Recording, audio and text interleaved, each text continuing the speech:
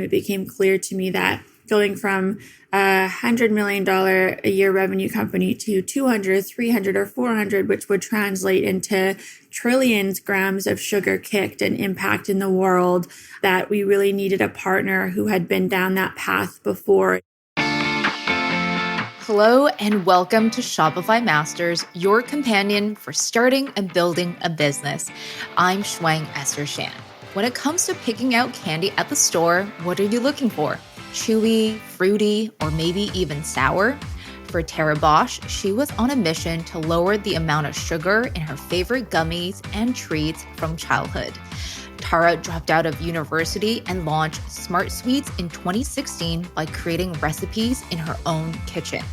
Today, the bright and bold packages of SmartSweets can be found at retailers like Whole Foods, Target, CVS, and much more. With recent features in Meghan Trainor's music video Made You Look and Kourtney Kardashian's Poosh holiday gift basket, SmartSweets have become the it candy. Tara is here now to share how she disrupted the candy industry, came up with creative marketing strategies, and scaled SmartSweets to a $100 million business. Tara, welcome to the show. Thanks so much for having me. Very excited to dig into your business journey. I know that your grandmother is a big inspiration behind the idea for SmartSweets. So how did your relationship with her and also the ritual of enjoying treats together really shape the business? Yeah, so I loved candy growing up and enjoyed it all the time with my grandma, who I called my Oma. And it was something that just created such an emotional bond for us and so many special moments. And it wasn't until I had a conversation with her where she shared that she regretted having so much excess sugar over the years because of how it made her feel about herself, that I really paused to think, okay, well, why can't you feel good about enjoying candy? And that was really the catalyst for the idea of SmartSweets.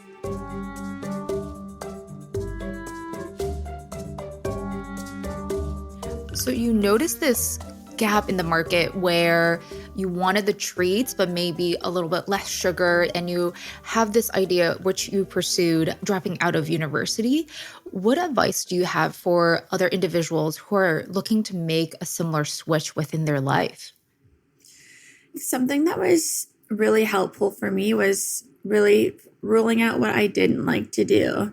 I was at university and I wasn't passionate about anything that I was studying. And I originally had another startup idea that ended up failing, but kind of just staying in a place of curiosity is really what led me to the idea of SmartSweets naturally. So I think one piece of advice I would say is if you don't know what you want to do, that's totally okay, because often it's what you don't want to do that leads you to where you're meant to go. Awesome. And you started very scrappily. You tested recipes within your kitchen. So how did you approach enhancing and fine-tuning the recipe in the early days?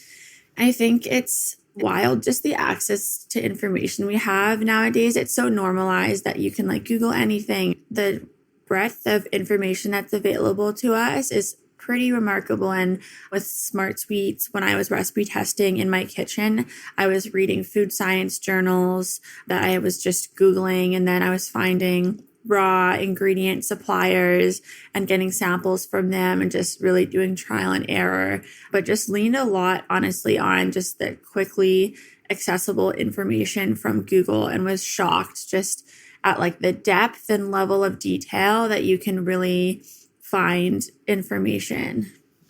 And a lot of founders kind of go through the similar journey where they take a recipe from their kitchen and they need to scale it into production. So what advice do you have for looking for production partners and finding the right facility and manufacturing partnerships? I think what was really important for me was really finding a partner who got behind the vision and really what I believed with such conviction we were going to create in the world, and helping them to see that if they help us now and bringing us on board, although our minimum order quantities may be less than what they typically use, and things like that may not be as beneficial for them in the beginning. If they come on this adventure with us, that it's going to really translate into a huge partnership and the future of their industry for them having that partner. So for me, of course, I got most no's, but it was just that one yes. And that yes stemmed from getting them behind the vision to see what the opportunity would be for them if they took a chance on us now. And did that hesitation have to do with the fact that you weren't producing a traditional recipe and there were different ingredients and not leaning into the typical formula where it did have a lot of sugar?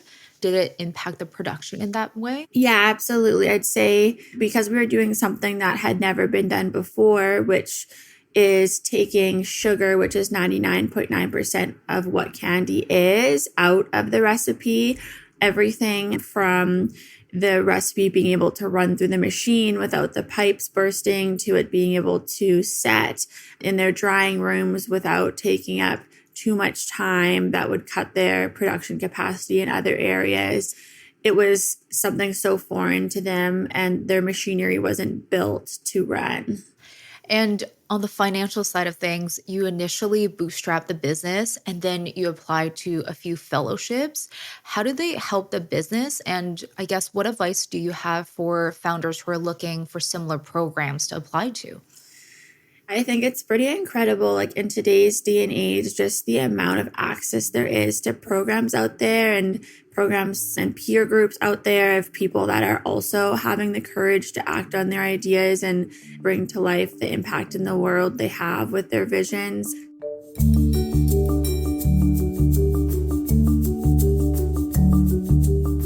So for me, would really just Google and see what exists. And then I would always have imposter syndrome in my mind and think, oh, I probably won't get accepted, but you don't know unless you try.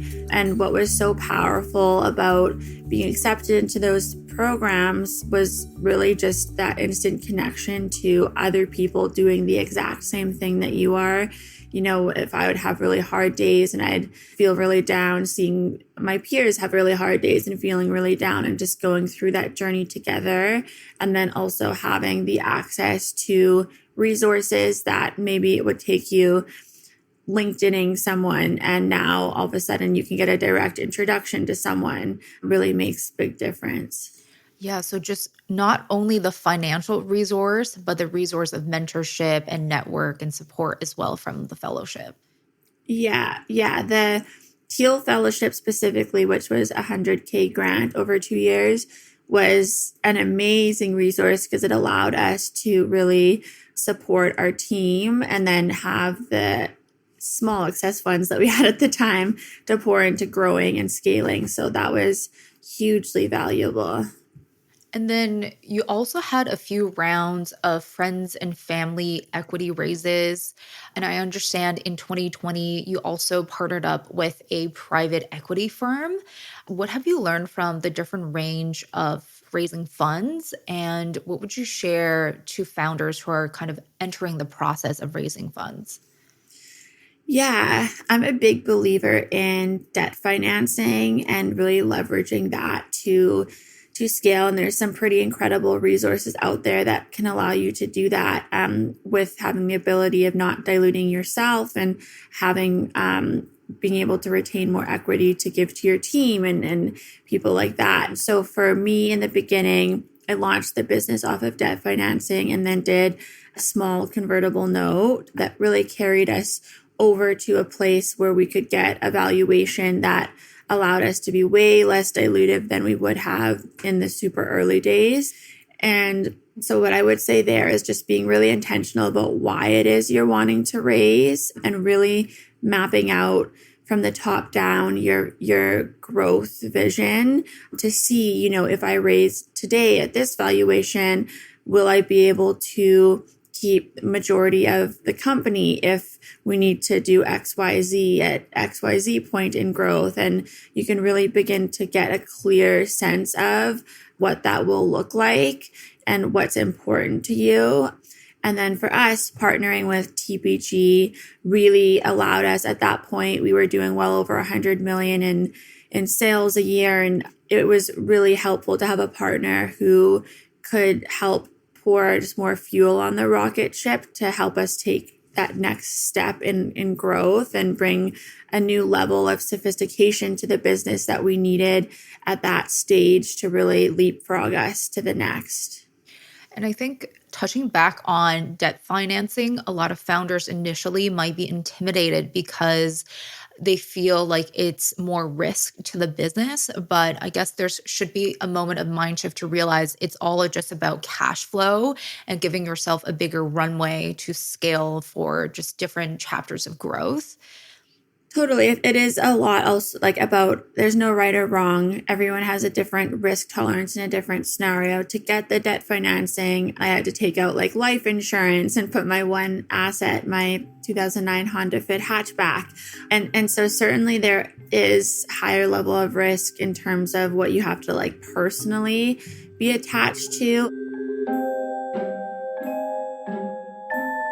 But there's much greater reward as you scale and as you're able to retain the equity and the control, which really for us allowed us to be able to give back so much more to our team. For example, every single person had equity on the team that was super meaningful and things like that. Yeah, so certainly no right or wrong answer, and debt financing definitely keeps you more cash strapped. There were times where after all was said and done, I think we had like 10K or 20K left in our bank account after payroll, and that's not a comfortable feeling, but it really allowed us to get to that place where we could raise at a higher valuation, which paid itself in spades. Mm-hmm.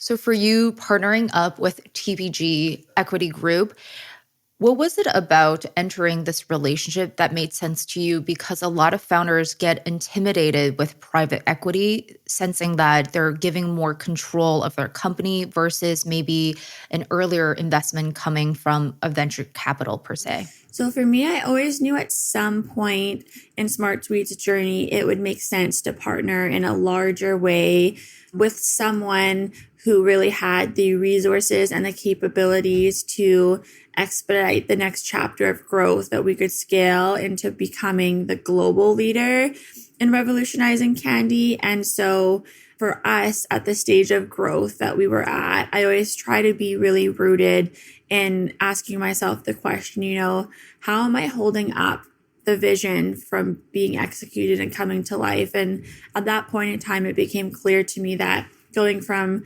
a $100 million a year revenue company to 200, 300, or 400, which would translate into trillions grams of sugar kicked and impact in the world, that we really needed a partner who had been down that path before and could help us see around the bend and help us bring on the resources and the new levels of depth that we didn't previously need to build to that point. So it just felt like the right timing for us to bring on a partner that also brought more structure to the company. At the same point in time, I was intentional when we were raising early on in our journey that I didn't go the PE or VC route, because I had felt at that time that it would add a necessary structure to the company that would take away from kind of the magic that you have as an entrepreneur of following your gut and just going with the decisions that you feel are right and that your team members feel are right without having to consult anyone else.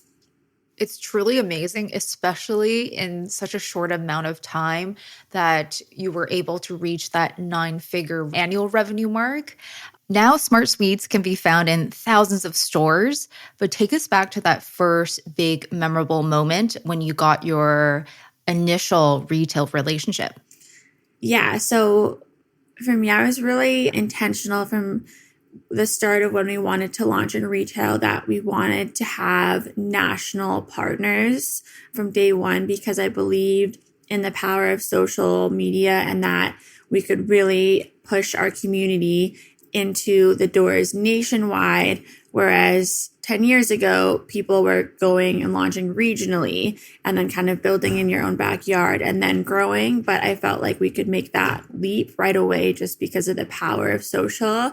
And so our first big partner that came on board was actually in Canada. It was Bed Bath & Beyond, which seems like a very random partner, but they were amazing because they really got behind the vision. They wrapped all of their cash register with SmartSweets from day one, and it was a pretty special moment.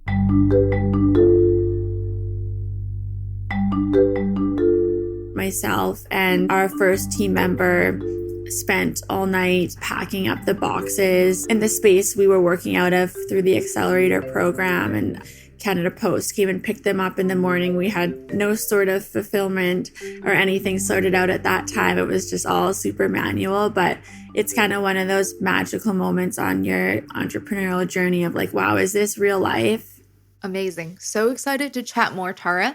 I'm joined by Tara Bosch, the founder of SmartSweets. I hope you're enjoying our conversation. And if you haven't already, please subscribe or follow Shopify Masters wherever you get your podcasts and leave us a review or comment for the show.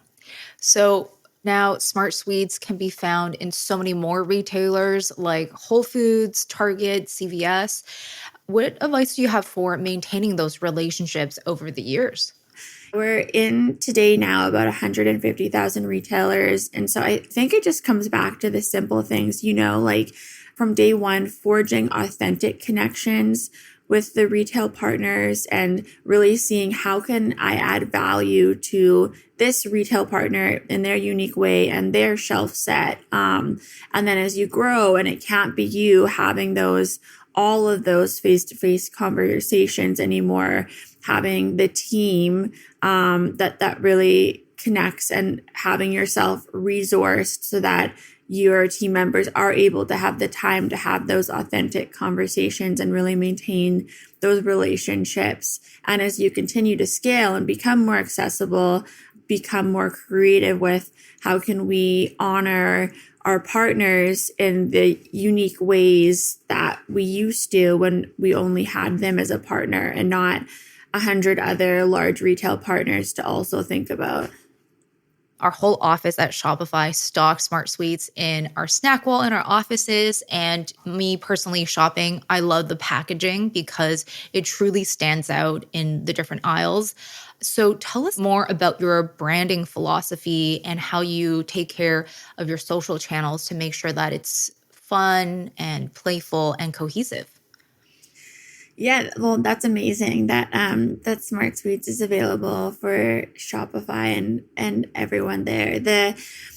For us, we really kept it simple. When you bring it back, we're like, okay, social media is really now just the new age way to have those face-to-face conversations with people that you used to have in person.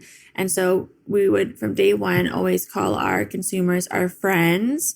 And we really made a commitment to treating them as our friends and showing up for them as our friends. And what that looked like was, one, talking to them as if they were our friends. And so having really kind of we would call it a fun and fruity brand voice where we would, if they commented and had posted our SmartSweets and they had pink nails and we thought their pink nails were cool, we would say, thanks so much for being on the mission to kick sugar. By the way, your pink nails are bomb. Really creating those just genuine connections and taking the time and energy to do that, as well as from a response time perspective. We had a response time of an hour across social media, whether someone DM'd us or whether they posted SmartSweets on Instagram or they posted us in their story. We would always respond within an hour. So kind of felt like how you would respond as if you were texting a friend.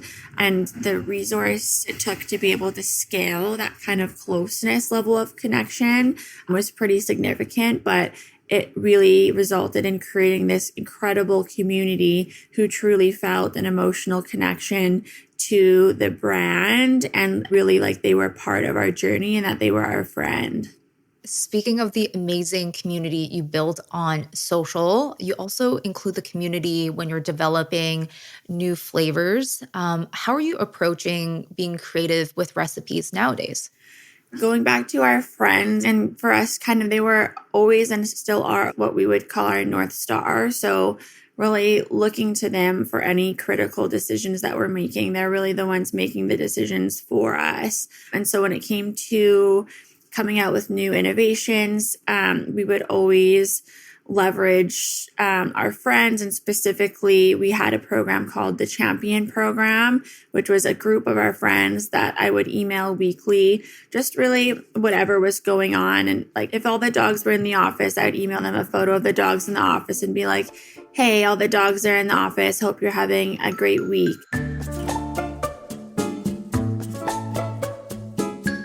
But when it came to innovation, we would really bring them into the process. So we would send all of them. By the end, there was 1,000 champions. We'd send every single one of them our new innovation to try when it was still in the super rudimentary white plain wrappers that came straight from our lab, and get their feedback and then iterate on it and do it again and iterate on it. So they were really a fundamental part of the process. And because we were taking the time and energy to include them, they really, really took that to heart and provided such valuable feedback for us. And then in kind of more macro ways on social and in our community, we're always constantly getting a feel for what they would like to see next and what they don't want to see next and all of the things. So, SmartSweets were featured in Meghan Trainor's latest music video.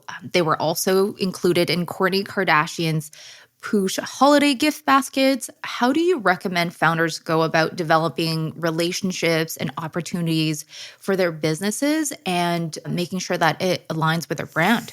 Yeah, totally. Those were two really, really fun moments to be included in. I think for us, it really, no matter if it's a celebrity like Kourtney or Megan, or if it's just your friend who's not a celebrity, for us, it just always comes back to having an authentic connection. So with Megan and Kourtney, and any celebrity that has been involved in SmartSweets in some way, whether it's through their music videos or things like that, we never reached out to someone in like a cold call way saying, hey, would you like to do this or this? We would always just wait to see who's already enjoying the product. So both Kourtney and Megan already had SmartSweets in their house, and it was something that was an authentic thing in their life that they were already enjoying. And so then we would just reach out and build off of that and then create a relationship from there.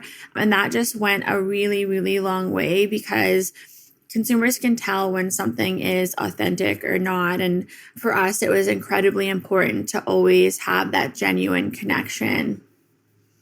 In addition to those partnerships, what other marketing strategies are you experimenting with nowadays that you're excited about to scale SmartSweets to the next chapter?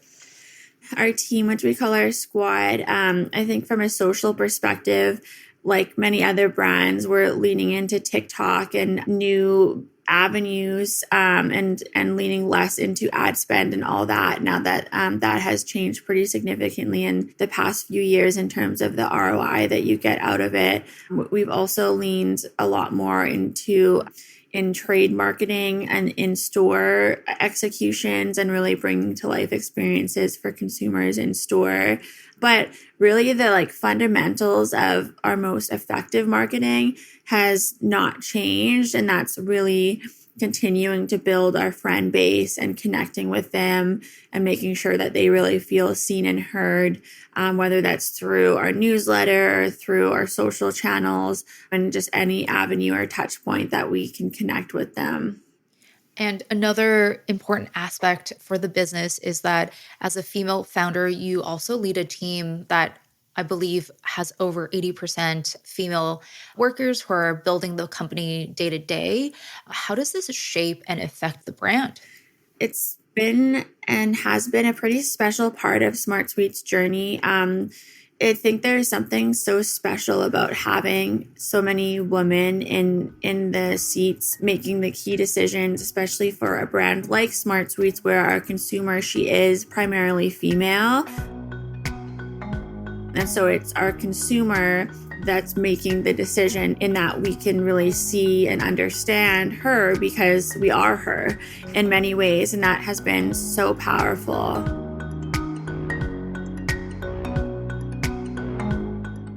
And how are you navigating, I guess, like mental wellness and as you're scaling the business and going through so many different changes throughout the years? It's such an interesting topic to navigate, because as you're scaling the business, you're constantly firefighting and you're constantly in that kind of problem solving mode and kind of wrapping your arms around whatever challenge is coming on any given day. And so for me, I think mental wellness looked a lot different in years 1, 2, and 3 than it does now, where we have a PE partner on board and we've established, I think, a lot more of balance for our squad in their day-to-day lives. Yeah, and so I think what that looks like in kind of the day-to-day of SmartSweets, we have restoration days where our squad members can choose to take a day if they need to for their own mental health. That doesn't count as their sick days. We have different monthly wellness chats where a different expert will come in and do kind of a fireside chat type thing. And then our squad does a really great job of just engaging in on different conversations on a regular basis about how are we doing as a company to ensure that all of our squad members' mental health and wellness is in a place that's feeling good for everyone, and what are we not doing that we need to be doing to be able to be better at that. So I think just being really honest about ourselves and having the conversations regularly with our squad has been something that's really important, and our HR leader does a really amazing job of that. In the early years, when we had no HR leader, it would be me thinking of things and that sort of thing, which was much more challenging when we had a million other fires that we were having to put out that day as well. So we have the gift of more resources now, I think, to do a better job at that than we did in the early days. Mm-hmm.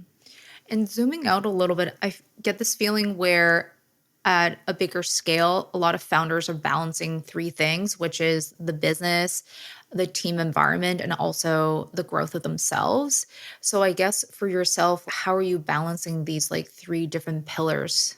Yeah. So since we brought on TPG at that point in time, I also knew that for me, the timing and bringing on a new CEO that had that foresight and had been down the path before, that it was the right timing for that. So that really created a massive shift in what that looked like for me, because I went from being at the helm of executing to really having the ability to take a step back and lean more into different specific areas like our innovation and things like that. So in bringing on a CEO, I think for me it was kind of a big catalyst and shift that would be a lot different from a founder who perhaps is still the CEO at this stage in growth and has the PE partner. Was it a tough mental hurdle to let go of something you built for such a long time and entrusting the company in the hands of someone else? I think for me, like from the beginning, I always ask myself the question in like a non tearing yourself down way, like, what do I suck at? And what gaps do I have that's impacting the business's growth? And so in the beginning, that looked like, okay, I suck at finance and spreadsheets. And so we brought on a finance person much earlier than we otherwise would have. And then as we scaled a little bit more, I was like, okay, I suck at balancing operations and the squad part of the business and giving the time and the genuine care to those weekly one-on-ones and all that. So we brought on a COO.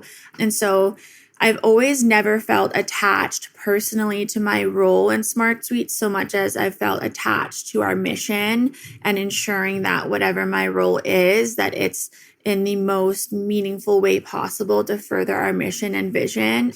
So when we brought on TPG, if we had not brought on a partner and had continued executing without that, I still would have brought on a CEO, because I knew that for me at that stage in growth, my gap and what I sucked at in terms of holding the business up was just that I no longer had any foresight to see around the bend and to understand what operationally do we need to be putting in place right now? How do we need to equip ourselves as a team? How do we need to finance ourselves so that we can really pull the levers to be able to get to the next stage in growth?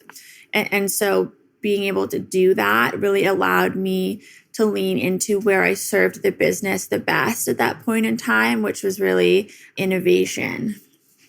Sounds like you went through a lot of great reflective periods and also really understanding what the business needs.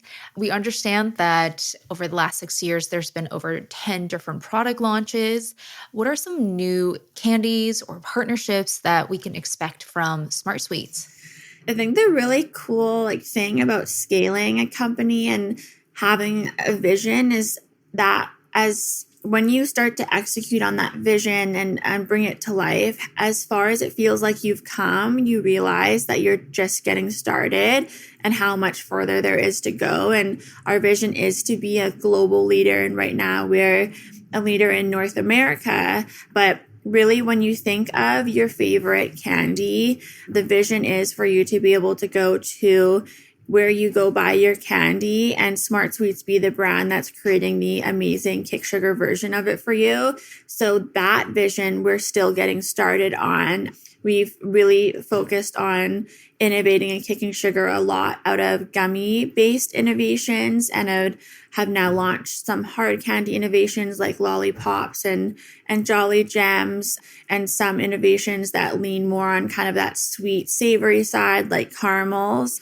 And now in our innovation pipeline, we're just continuing to expand the breadth of that innovation so that when you go to the store, whether you're wanting a chocolate-like candy or your classic peach ring, SmartSweets can be the brand that is creating that experience for you.